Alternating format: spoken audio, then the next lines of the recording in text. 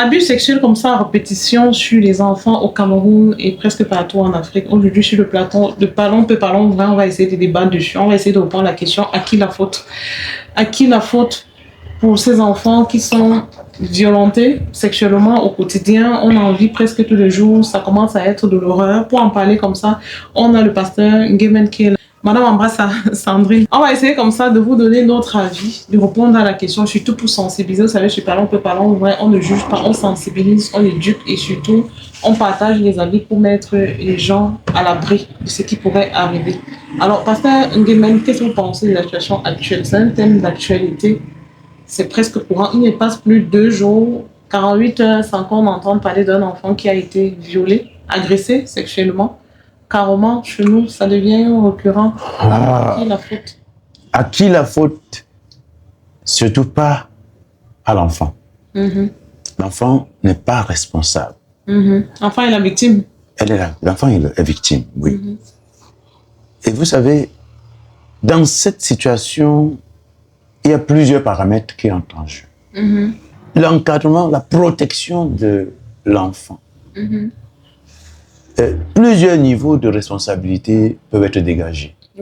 D'abord au niveau de la famille, même au niveau de la société. Vous savez, s'il y a un endroit où les enfants doivent être encadrés, c'est d'abord à la maison. À la maison. Les enfants doivent se sentir en sécurité. Et si à la maison, nous avons développé des déviances, l'irresponsabilité, on va projeter dans la société des personnes irresponsables.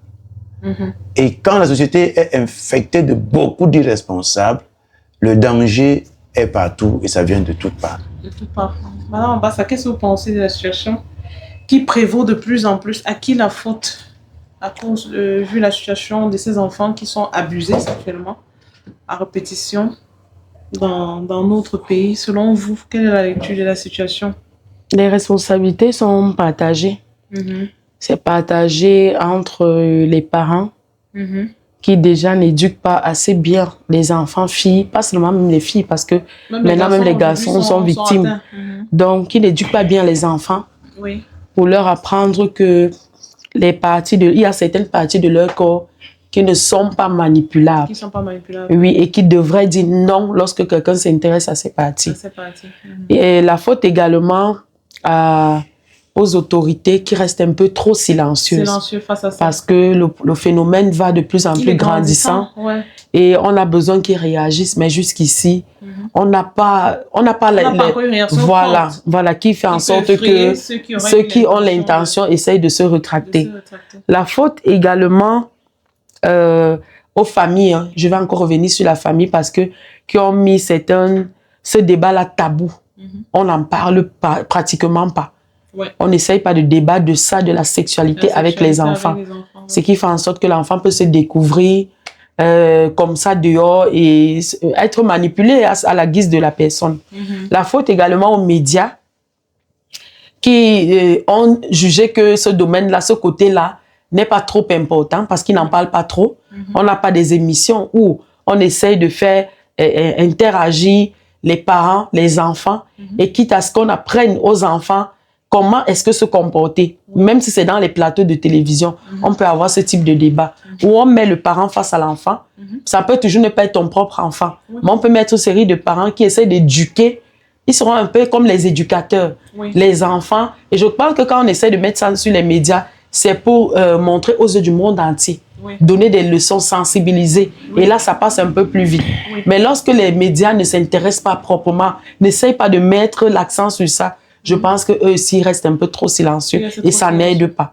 Donc vraiment, les responsabilités sont partagées. En d'autres termes, nous sommes tous responsables. À qui la faute? Parce que à chaque fois qu'on reste silencieux, on contribue. La faute est à celui qui détruit. Détruit pas seulement la vie des autres, mais même l'image. Parce que l'homme est à l'image de Dieu. Et quand tu te lèves pour détruire ce que Dieu a créé, tu es en train de détruire d'abord l'image de Dieu qui est fait. Dieu a établi l'homme pour encadrer, pour garder le jardin, pour le protéger. Mais lorsque tu deviens plutôt le destructeur. Oui. Alors, c'est à toi que revient la faute. La faute, ok. Assez pertinent. Oui, c'est vrai que la faute, quand je parle des fautes, c'est partagé. Oui. Ça inclut également le prédateur. Oui. Lui également, ça n'a pas de responsabilité parce qu'il a commis l'acte. Oui. Mais là, on va évoquer seulement le volet juridique. Ce n'est que de ce côté-là que on va peut-être évoquer le code pénal qui dit, et là, la responsabilité lui revient de ce côté. Oui. Mais ne négligeons pas le fait que nous-mêmes parents, nous-mêmes autorités, nous-mêmes personnels de médias, n'aidons pas aussi. Donc, nous avons aussi notre part de responsabilité dans ça. Et quand on reste silencieux, ça veut dire quelque part, on protège un peu les bourreaux. Ça veut dire qu'on protège ceux qui sont à l'auteur, parce qu'ils ne se voient même pas comme victimes. Parce qu'on a l'impression, la question qu'il faut se poser va être on ne détruit pas le temple de Dieu. Est-ce que les gens qui sont auteurs de ces actes-là sont même conscients qu'ils sont en train de détruire le temple de Dieu? Alors là, je voulais dire que, en fait, la question ici qui nous intéresse, c'est, pour moi, pas qu'on protège les bourreaux. Non. Mais nous devons travailler de façon profonde parce que les femmes ou les enfants, tous ceux qui sont victimes là, vous voyez? Oui. Oui. Si nous travaillons pour que le bourreau ne soit plus bourreau, alors on aura protégé toute la chaîne. On aura protégé toute la chaîne. Parce que plus on cible sur le bourreau, le problème n'est pas réglé. Oui. Vous comprenez? On vous entend, Madame Wamba, ça vous est plus dans la mesure de la prévention. Parce que lui, il pense qu'on doit travailler sur le bourreau. Vous pensez qu'on a les moyens d'empêcher les viols, de travailler sur le bourreau, en fait. Est-ce que vous pensez que mettre l'accent... Parce que là, par exemple, on prend le cas des viols qui se sont déjà reproduits. Bon, ceux qui ont déjà fait, logiquement, ce qu'on attendrait de ceux qui soient punis. Oui, par la loi sévisse. Oui, qu'ils sévissent vraiment une peine à la profondeur de l'acte, l'acte qu'ils ont posé. Bon, maintenant, encore plus ceux qui ne sont pas encore passés à l'action. C'est de protéger plus ces enfants qui n'ont pas encore été victimes. Parce que les enfants qui ont été victimes jusqu'ici, c'est des dégâts à vie. C'est des dégâts collatéraux à vie.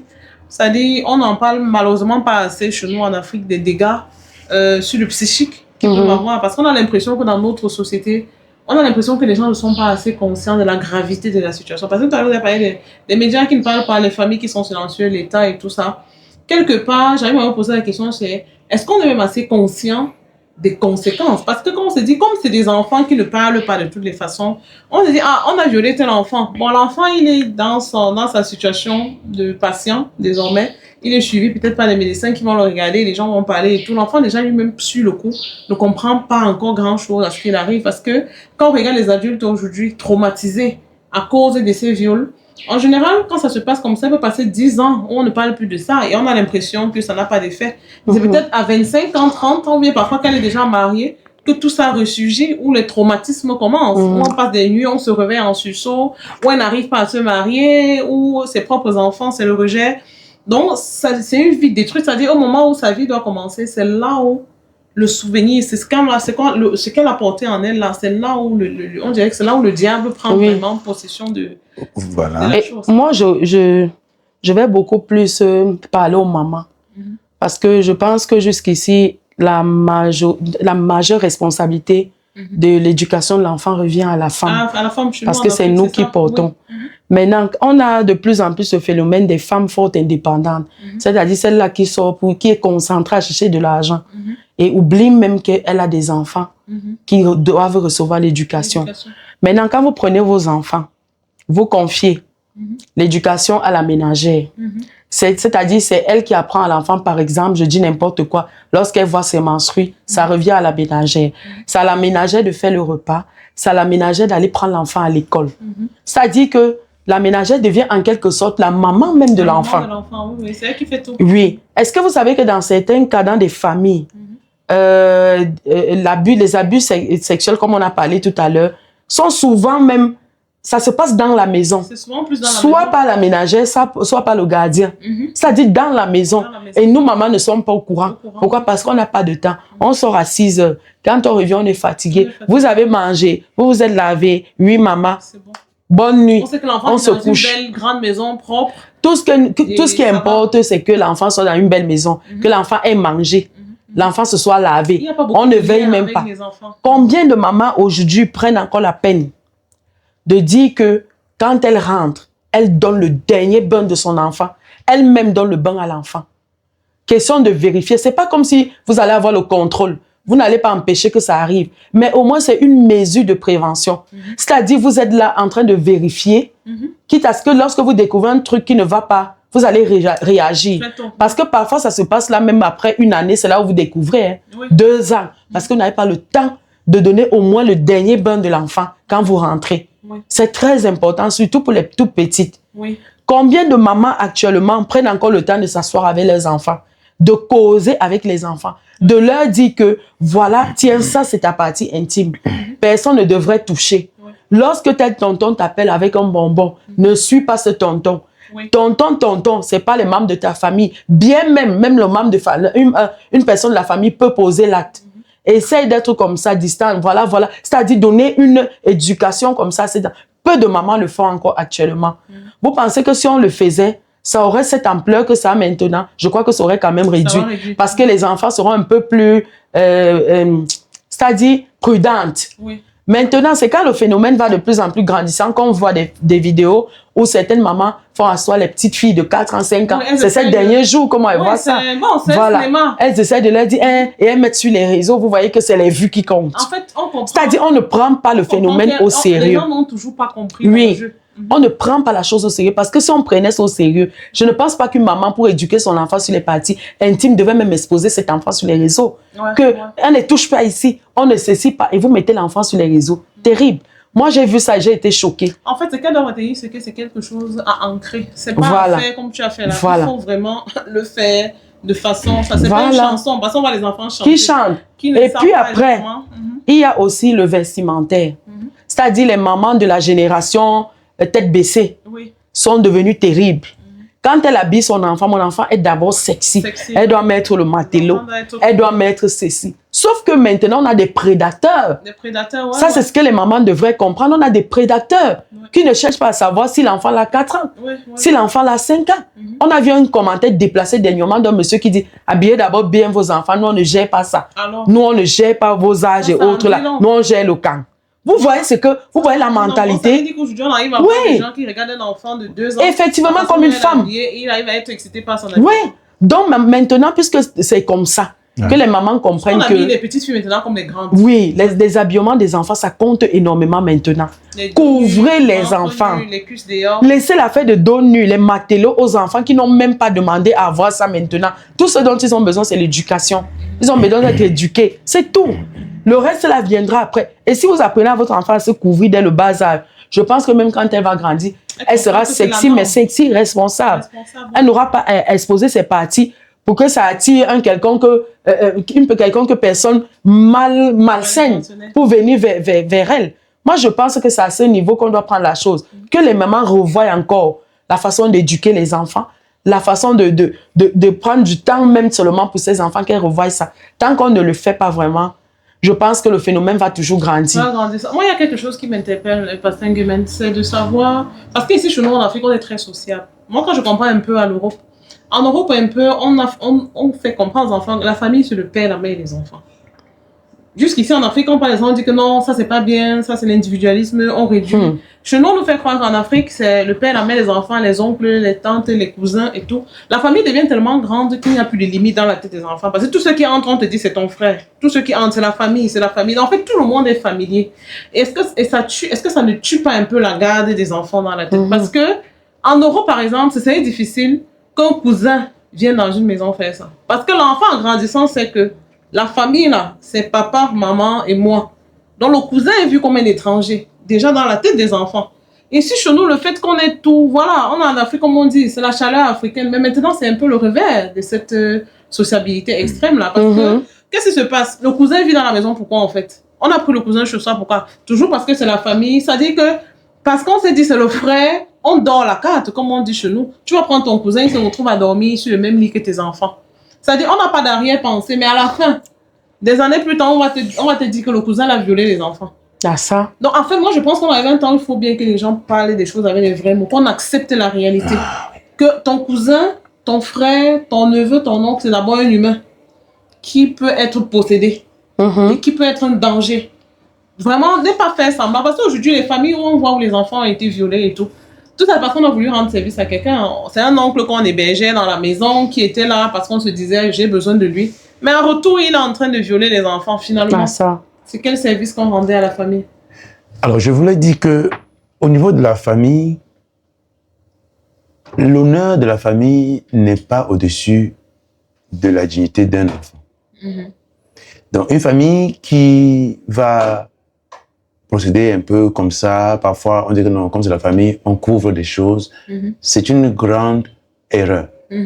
Deuxième chose, et comme Madame Bassa le disait, en fait, il n'est pas, on ne peut pas dire que, je vous ai dit que l'enfant n'est pas coupable, l'enfant n'est pas responsable. Parce qu'un enfant de 5 ans, ce n'est pas lui qui choisit ses habits. Ce n'est pas l'enfant qui choisit comment. Donc, du coup, c'est un problème. Et de deux, même si on lui achète de très jolis habits qui peuvent couvrir la tête aux pieds, ce que l'enfant reçoit, c'est ce qu'il voit. Beaucoup de parents eux-mêmes s'habillent de façon indécente. Et c'est un problème. Et tout ça, je veux dire aussi que pour un enfant, pour une famille, pour une société, la problématique d'aller au tribunal, de condamner des gens, ça ne fait pas développer, ça ne porte pas la solution. Pour ce que nous sommes en train de dire là. Je pense aussi, et je suis d'accord avec Madame Bassa, sur un travail qui est bien fait en amont et qui peut relâcher un comportement, une certaine discipline. Et c'est cette discipline-là qui fait effectivement la différence. Parce qu'un enfant qui a grandi dans un environnement de discipline, vous parlez de la société, en fait, l'impact de la société, ça ne sort pas de l'extérieur, ça sort de la maison.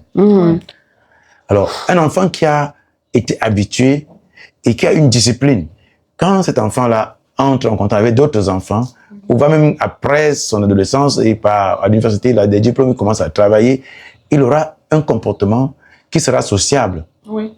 Maintenant, un autre enfant qui a grandi dans un endroit où on peut tirer profit, on peut manipuler, cet enfant-là va également manipuler. Et c'est ce que nous sommes en train de vivre aujourd'hui. Et bien entendu, chaque fois que on a des parents déjà qui devraient aussi revoir leur posture à eux. Parce qu'ils se sont quelle est la valeur que la famille défend? Par exemple, une famille d'alcooliques ne trouve en aucun cas, il n'y a pas de problème.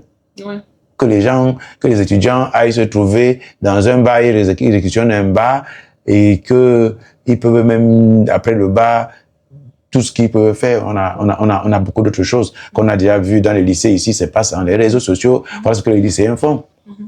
On n'a pas, vous voyez, mais c'est parce que c'est un problème de valeur. Les gens le font et ceux qui sont faibles entraînent ceux qui sont habitués entraînent les faibles. Et c'est un problème de suivi.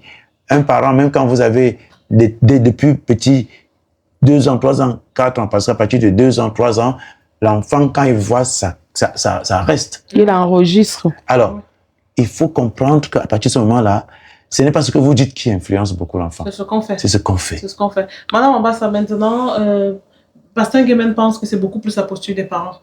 La façon dont les parents eux-mêmes se présentent, le discours qu'ils tiennent vis-à-vis des enfants.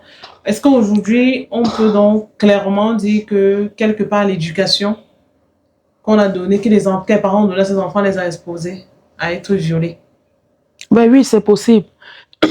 C'est possible et je suis même d'accord avec lui quand il évoque le volet du physique, en fait.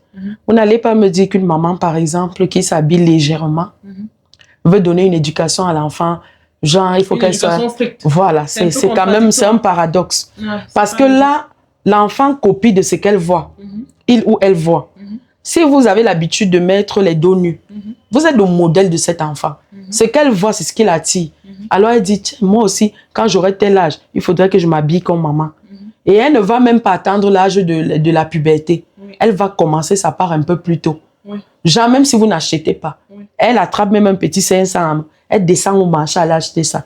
Parce que j'ai vu maman avec le dos nu. Elle aussi achète sa part de dos nu. Ça, c'est ce qu'il faut prendre en compte. Maintenant, il y a des mamans qui, de elle, c'est-à-dire sa fille, je ne sais pas si c'est le modèle, non, je dirais pas le modèle. Elle se voit en sa fille. Oui. Donc, ce qu'elle fait sur elle, elle fait également à l'enfant. Si elle a le matelot, l'enfant également a le matelot. Elle a un dos nu, l'enfant a le dos nu. Elles sortent ensemble. Elles sont des mamans cool. Voilà, pour dire que ma fille et moi, nous sommes sexy. Erreur. En fait, on sexualise les enfants très tôt. Très tôt. Et ça fait que comme on a bien l'enfant comme ça, en général, c'est les mamans qui ont le même type de discours. Oui. Elles ont ce genre de commentaires aussi devant les enfants. Ça fait que l'enfant lui-même, elle a 4 ans, mais elle a déjà un mindset élevé. C'est-à-dire que les mots qu'on utilise avec Et sans toutefois vous couper, il y en a même qui poussent le bouchon un peu plus loin. C'est elle qui ramène différents partenaires à la maison. Ça dit, elle ouvre les portes. Différents partenaires. Ça, le lundi, c'est Jean. Mercredi, c'est Pierre. Vendredi, c'est Paul. Et c'est-à-dire, l'enfant copie et voit et dit, ah, donc c'est une bonne chose. Tonton, tel est arrivé aujourd'hui. Tonton la porte. Comme en Afrique, tout est tonton, oui. En fait. Tonton la porte, elle est à l'aise parce que c'est le tonton, c'est le papa. L'autre tonton la touche n'importe où. Oui, c'est tonton, c'est papa. Parce que maman ramène plusieurs tontons à la maison. Là, vous êtes en train de toucher un point très sérieux qu'on va aborder tout à l'heure après la pause. Sans détour et sans tabou, parlons vrai, une émission de Télémarché.